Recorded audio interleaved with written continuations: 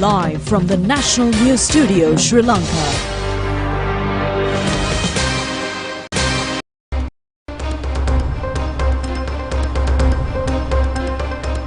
A pleasant evening and a very warm welcome for the National News broadcast. We are coming to you live from Rupavahini's News Studios. I'm Dilanjali Ananda. And I am Lakshit Singha. We start off by taking a quick look at the headlines for tonight.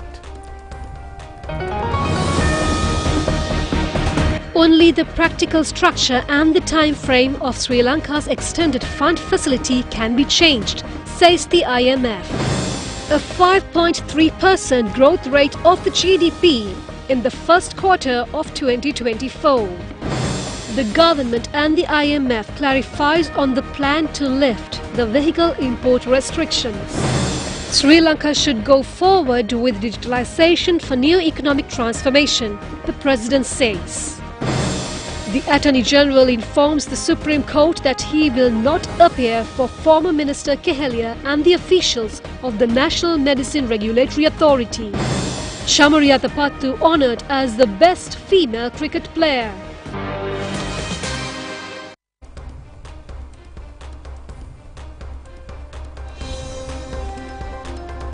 On to those and other stories in detail now. The International Monetary Fund says that if any faction of Sri Lanka needs any change in the IMF debt restructuring program, they can be practically achieved within the time frame of the program. The IMF pointed out the need of Sri Lanka to abide by the IMF program even within an election period. A media briefing was held this morning with regard to the completion of IMF Executive Board's second review on Sri Lanka.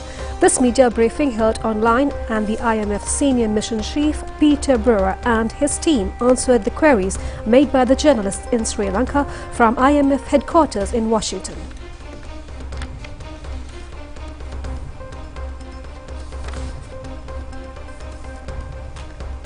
We, of course, fully respect the democratic process for elections to take place in any country, and we adapt to that process. So, this may affect a little bit the timing of our missions that we conduct in order to discuss compliance with the program and reforms going forward. So the elections have, of course, not been called yet, so we will await that and then discuss with the authorities how we can adapt our schedule to that of the elections. On that question, whether there is scope to adjust the program and reduce taxes, so I just pointed you to these two charts that tell the story of how the reduction in government revenues had contributed to this very severe crisis in Sri Lanka, and so rebuilding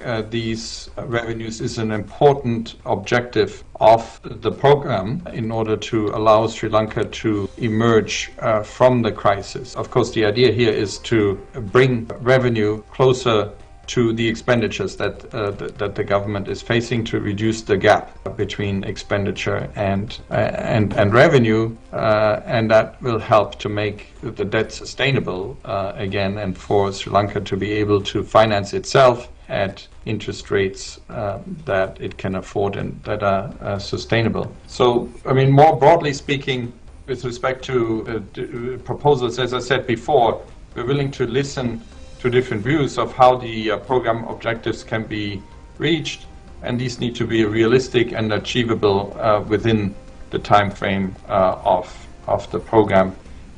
So that's very important. Speak about the one on corruption. It's sort of a question on public financial management, and there maybe I can point to the public financial management law that has now been sent to Parliament, which will help to strengthen the fiscal framework and enhance fiscal responsibility. That should help to ensure that sort of funds are being spent as intended. But maybe Sawat can also speak a little bit there about the social and corruption aspects of that question. For there, I would also like to point to you the newly published staff report As you will see, our staff report talks a lot about the new targets for the government, including new structural benchmarks on improving governance. One of our new structural benchmarks is actually on addressing governance vulnerabilities and anti-corruption in tax collecting agencies. So our new structural benchmark there is to develop in each revenue department, which means that IRD, Customs and Excise, an implementation plan to launch a program of anti-corruption measures to strengthen the Code of Conduct, International Affairs Department, risk management and automation. So we are looking into a holistic approach. The structural benchmark is actually due by the end of August, and we look forward to seeing its implementation. What are the key components that you are taking care about these vulnerable sectors in Sri Lanka, especially affected under this economic crisis as well as the tough reform programs? This is an important part of the program because in a crisis, the poor and the vulnerable, they have the least buffers and they are affected the most by the crisis. We actually got to know, for example, some tea plantation workers who are amongst the poorest in Sri Lanka, and that helped us also understand a little bit better the social safety net and how it works. And so we pay a lot of attention to this. So there are different aspects to ensuring proper social outcomes. Inflation had affected the poor a lot, and bringing down inflation from these very high levels from 70% to, well, it was 0.9% recently, but to these low single-digit levels was a key way of ensuring that the poor are not being punished further by continuing high inflation. Poor and the vulnerable is a very important component of our program. When we started the program, we negotiated with the authorities about the minimum spending floor for each quarter. And there is an understanding that if there is significant improvement in the economy, the government can do even more. We have discussed with the authorities and have continually encouraged them to meet the spending targets. There has been some administrative issues that the authorities have faced. For example, they received quite a lot of grievance cases, and there was issues with opening up of bank accounts. And we have strongly encouraged the authorities to overcome these bottlenecks so the cash transfers can be smoothly provided to those who need it the most. We understand that the second round of applications was called, and about 450,000 applicants had applied for the cash transfers. The data validation is underway. We are also encouraging the authorities to look at surveys to understand whether targeting has improved and whether there are other ways Sri Lankans can be helped. We understand that along with the World Bank and ADB, the authorities are also thinking about a livelihood improvement program that will help people graduate into higher income levels and therefore may not be dependent on cash transfers. And we will continue to strongly encourage the authorities to keep an eye on this vulnerable sector. In more local stories, the Department of Census and Statistics announces that Sri Lanka's gross domestic product has shown a 5.3% growth during the first quarter of this year. The gross domestic product of the first quarter in last year was recorded as 61,963 million rupees. However, it is the first quarter of this year where it has been recorded as 29,583 million rupees. The agricultural sector has gained 1.1% growth during the first quarter. The industrial and service sectors has shown a growth of 11.08% and 2.6% respectively. The International Monetary Fund reported that Sri Lankan authorities have developed an initial roadmap to relax restrictions on the importation of motor vehicles by next year. This has been stated in a newly issued IMF report. They said that the process would start with public passenger and special purpose vehicles in the third quarter of 2024, followed by goods transport vehicles in the fourth quarter of 2024 and the rest in 2025. The report further states that Sri Lanka has targeted to earn 0.8% income from the gross domestic product next year through the taxes on vehicle imports. Expressing views in this connection, State Finance Minister Shehan Semasinga has said that the government presented proposals to the IMF on vehicle imports based on the growth of foreign reserves and implementation of economic reforms. President Ranil Wickremesinghe says that Sri Lanka is urged to advance in digitalization as part of its new economic transformation agenda. He made these remarks participating at the official launch of the Public Learn Education platform. The official launch of the Public Learn Education platform for the Sri Lankan youth community took place recently at the Chamber Hall of the Presidential Secretariat under the patronage of President Ranil Wickremesinghe. Public Learn is a platform that guides users to free courses from the world's top universities. Operated by Regent Global, it has been funded by the Sri Lankan diaspora in the UK to bring this resource to Sri Lanka. President Wickremesinghe officially launched www.publiclearn.lk, a new education platform aimed at transforming Sri Lanka's learning landscape. We are living in a knowledge-intensive society. And in that society, if we are to get ahead, then we should also join the race and certainly come out with the top players. That is not difficult for Sri Lanka. There will be more and more post-school learning opportunities without classrooms and without walls. And this is what we are doing. And even within classrooms, that we can also overcome our shortage of skilled, experienced teachers.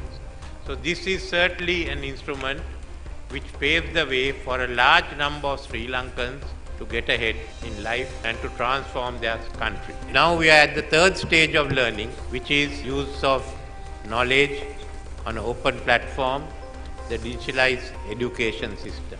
We are looking at digital economy.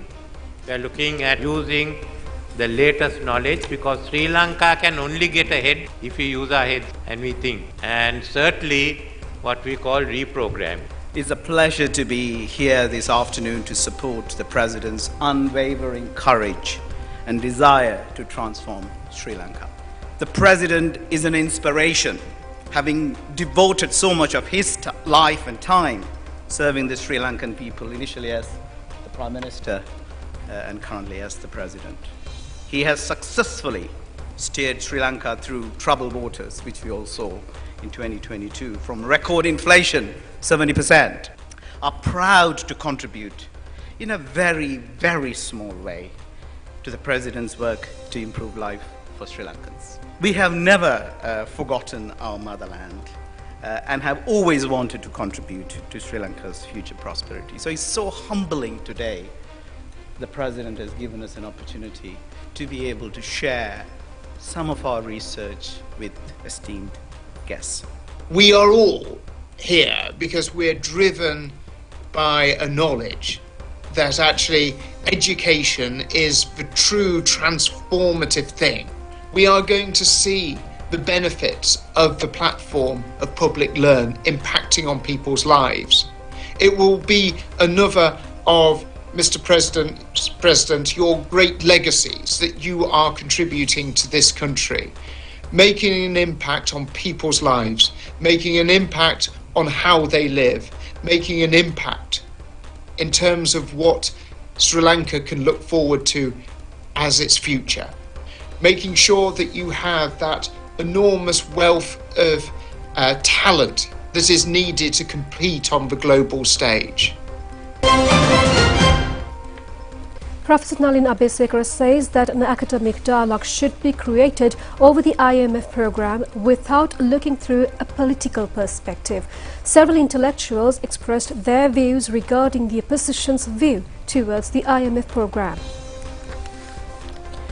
SJB parliamentarian Dr. Harsha De Silva said that SJB has directly told the IMF that they will revise this program. The main reason is that there is no proper system to stabilize the country's economic process. Therefore, this economic journey cannot be made successful. Under the IMF recommendations, Sri Lanka should have 10% economic growth in each year. For this purpose, there should be changes in the IMF program.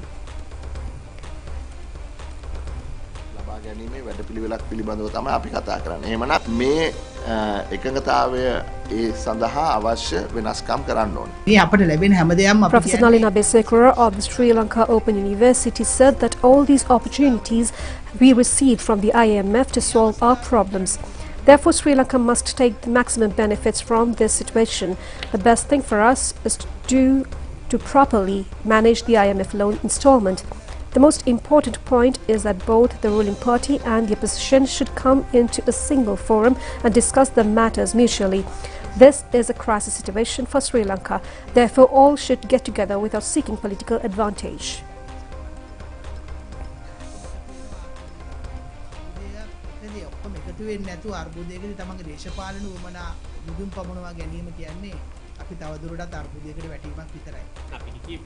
Senior lecturer of the University of Colombo, Indrajit Aponso, said that Sri Lanka was in a crisis situation in the past period. No one is there to provide a loan or helping hand to Sri Lanka. Therefore, the support extended by the IMF is very much important to save the economy of the country. Casting our political opinions, we should all practically get together to carry the IMF program forward. In the meantime, opposition leader Sajith Premadasa says that some groups are making boastful comments that they will build up the country without IMF support. Addressing a gathering in the Gampaha area today, the opposition leader said that if Sri Lanka acts against the IMF agreements, the country would fall into a more serious situation than that of the situation which prevailed 2 years ago. Opposition leader Sajith Premadasa said that if anyone says that the country can be saved without the support of the IMF, it would be totally false. IMF support is essential to Sri Lanka. However, we should sign a proper agreement with the IMF. Although it is a very difficult task, the SJB can rebuild the country. Therefore, people should not be misled by such false statements. If we go against the IMF program, the entire population of the country would fall into an economic abyss. Minister Manush Nanakara says that the country has to answer the Geneva Human Rights Commission with regard to the false allegations levelled against the country by the individuals who had left the country in 1971 and 1989 periods after committing various offences and later seeking refugee status in Western countries. The minister made these remarks participating in the Jagamu Sri Lanka Putlam District Mobile Service Programme. Jagamu Sri Lanka Putlam District Mobile Service Programme was held at the Shirley Correa grounds in Shillong today under the patronage of Minister Manush Nanakara. Many public representatives, state officials and the general public were present at this occasion. Foreign Minister Ali Sabri says that a special discussion will be held in Russia on the 26th and 27th of this month with regard to repatriation of Sri Lankans deployed in military activities in Russia. He made these remarks during his participation in today's press conference at the Presidential Media Centre, focusing on the theme, a collective path to a stable country. Basically, last 2-3 weeks have been pretty busy and good for Sri Lanka on the international arena. First of all, as you all know and aware, Honorable His Excellency the President visited India to take part in the swearing-in ceremony of Sri Narendra Modi, the Prime Minister of India. That was an indication that India want to continue to work closely with the neighbors, and most of the neighbors were present, other than probably Pakistan. So we want to build on that momentum. His Excellency met the Prime Minister. His Excellency met the External Affairs Minister. We feel that we want to continue to work with the Indians in the investment area, people-to-people contact, tourism, and also connectivity, both electricity as well as land and other connectivity areas to feasibility, air, sea, other different moods of it. I can confirm that His Excellency, External Affairs Minister of India, Dr. Jaishankar, is expected to be in Colombo in one of these days. We will officially announce that once we finalize it. But in this month, he'll be in Colombo. He is coming here just to review the ongoing partnerships in various areas: renewable energy, tourism, partnership between the central banks, partnership between the finance ministries, and also to prepare for an upcoming visit of Prime Minister Modi. So Prime Minister Modi is expected in Sri Lanka in due course. Once we finalize the dates, we will once again announce that. So that high-level visit will take place in Sri Lanka. Other than that, you also saw that the third tranche of the IMF external facility, EFF, external financial facility, was released to Sri Lanka. That is an endorsement of hard work we have put in during the last 12 to 18 months in following up agreed program with them. So therefore, you would see that communication which talk about the positive side and the hard work the Sri Lankan government and the people have put in to achieve some of the great indicators, such as controlling the inflation, controlling the interest rate, building up reserves, promoting investment, going for renewable energy. So there are a number of things, but these are only a start. It's important, as they say, we follow through this, irrespective of whatever the differences we may have. So that's a great indicator that we are going in the right path. Other most important thing is our negotiation with the bondholders have, according to my information and what I've gathered from the finance ministry and the central bank, had gone pretty well, and they hope that they can conclude it very, very soon. And also IMF also had told the same thing. IMF is involved and being kept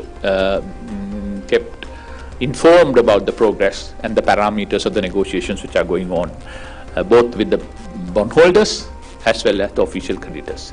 So official creditor agreements, we would say that we are expecting to sign at any moment, very soon. If that happens, as I told earlier, Japan has told us they will not wait for the repayment. Whatever the project which have been suspended, they will start immediately. I'm hoping to visit Japan at the invitation of the Prime Minister of Japan in first week of July. So we hope that OCC official confirmation and the MOU could be signed before that, so that we can finalize the resumption of those projects. So all in all, things have gone very well. This morning I had a telephone conversation with my ambassador in Beijing. He had met several important visitors and the stakeholders in the finance sector, in the Chinese government and the decision-making process. He was very confident that the Chinese are also very positive and determined to help Sri Lanka to get out of the current situation. So therefore, all in all, our friends have been supporting us. They have been very supportive of our endeavors to get out of the bankruptcy and get back on track. Dry rations were distributed among the people affected by floods in the Valivita area of Kaduwela today at the St. Mary's College in Valivita. It was held under the patronage of Senior Presidential Advisor on National Defence and Chief of Presidential Staff Sagala Ratnayaka. The program has been organised by the United National Party Kaduwela organiser Binara Jayawardena. UMP Kaspa electoral organisers Saman Ratnapriya and several others were also present at this occasion. Addressing the gathering, Sagala Ratnayaka expressed his views over the offering of third tranche of IMF fund facility to Sri Lanka. Senior Presidential Advisor on National Defence and Chief of Presidential Staff Sagala Ratnayaka said that the election period according to the Constitution and the IMF next review were simultaneously fallen in the same period. However, following a discussion with the IMF, the government completed the relevant review in advance at the beginning of this year. Therefore, the election will be held at the scheduled period of time. Parliamentarian Mahindananda Alutkamage says that he will take legal action against Parliamentarian Gunatilaka Rajapaksa for levelling false allegations through media against him for being assaulted. Holding a special media briefing at Nawalapitiya area, he made these remarks. Parliamentarian Mahindananda Lutgamage said that Parliamentarian Gunatilaka Rajapaksa at the ruling party meeting behaved in a very indecent manner using filthy language before the state officials. He said that as a senior member, he had advised him not to behave in this manner at this meeting. After that, Parliamentarian Gunatilaka Rajapaksa has complained to the police that he was assaulted by me. He has also named 4 eyewitnesses. However, these witnesses have not given evidence to prove any assault to him. Later, police had inspected the place where the alleged incident had occurred. State Minister Lasantha Lagewanna says that preparing the demerit system of driving license for the drivers who commit serious offences is at the final stage. The State Minister made these remarks at a ceremony held in the Department of Motor Traffic to offer licenses to driving instructors and assistant instructors. 467 driving instructors and assistant instructors received licenses at this ceremony. A group of officers of the Department of Motor Traffic were present at this occasion. State Minister Lasantha Lagewanna said that the traffic police brings about 10,000 road rule violators into book daily. The amount is nearly 300,000 per month. Under this new system, each driver is provided with 24 points. In committing serious offences, a demerit system is underway. After slashing the given 24 points, the relevant driving licence will be cancelled. Commissioner General of Motor Traffic Nishant Anuruddha Veerasinghe said that according to the Motor Traffic Act, individuals who complete 17 years are able to sit for the exam and get a permit. And we have more news from home in brief. 7 Iranian and Pakistani suspects who were proven guilty of having 123 kilograms of heroin with them and smuggling were sentenced to life imprisonment today by the Colombo High Courts.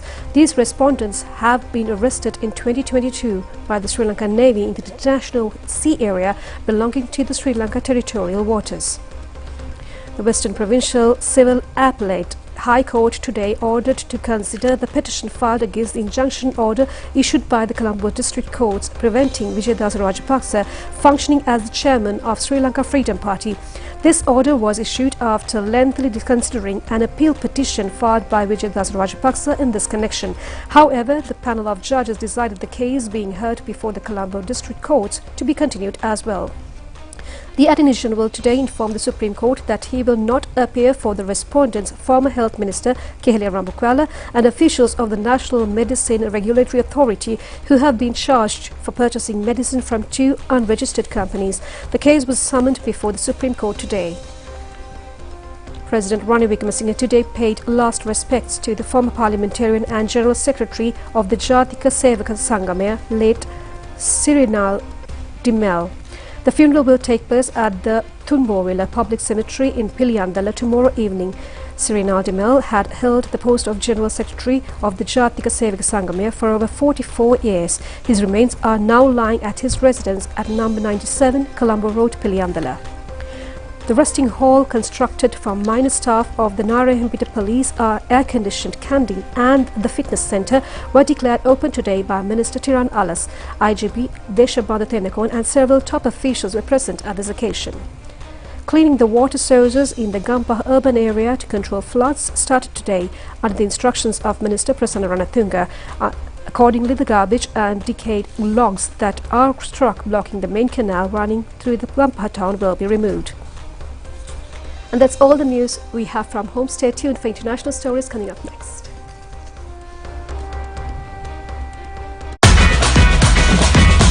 Prima Kottumi.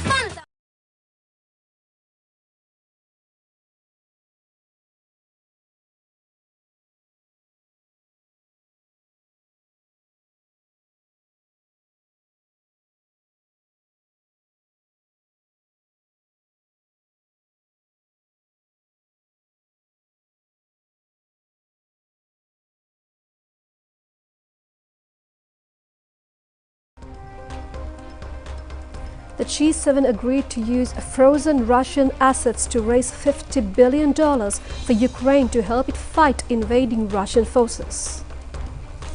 Also at the G7 summit in Italy, Ukrainian President Volodymyr Zelensky and Joe Biden signed a 10-year bilateral security deal between Ukraine and the United States. The agreement envisages United States military and training aid to Ukraine, but it does not commit Washington to send troops to fight for its ally. According to work to build and maintain Ukraine's defense and deterrence capability, bolster the country's defense industrial base and support economic recovery and energy security. Pinamu macang, prima kotumi, fantamai.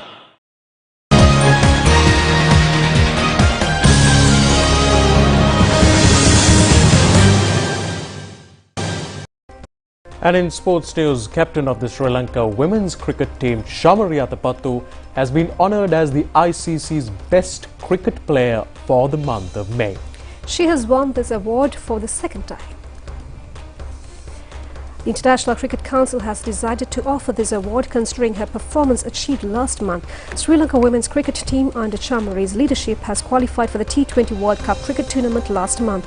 She was the player who scored maximum runs for Sri Lanka in this tournament. She scored 151 runs against Scotland.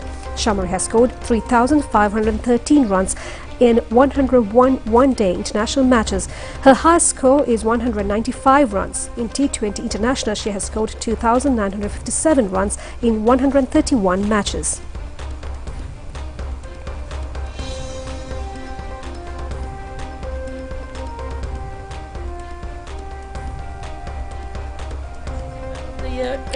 Captain of the Sri Lanka women's cricket team, Shamari Athapattu, said that she received the ICC Player of the Year award for last year and the Player of the Month award in May this year. She said that she is very happy as a Sri Lankan women's player.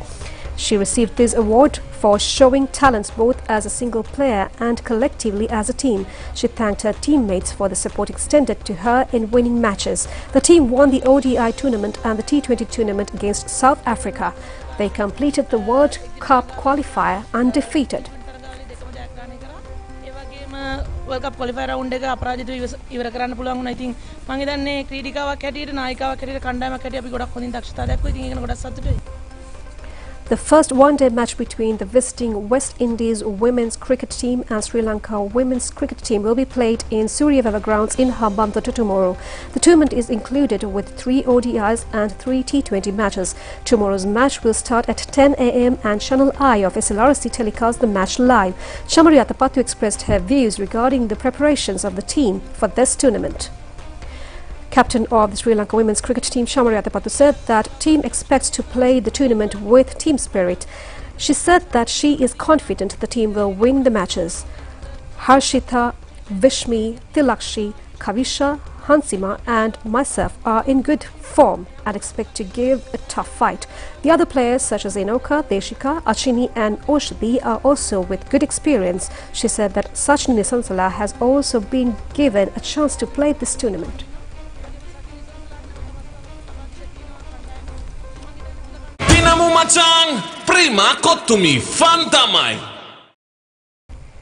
And that's all the news we have for tonight. Join us tomorrow at the same time for the very latest on ChannelEye. I'm Dulanjali together with Lakshita signing off. Good night. Good night.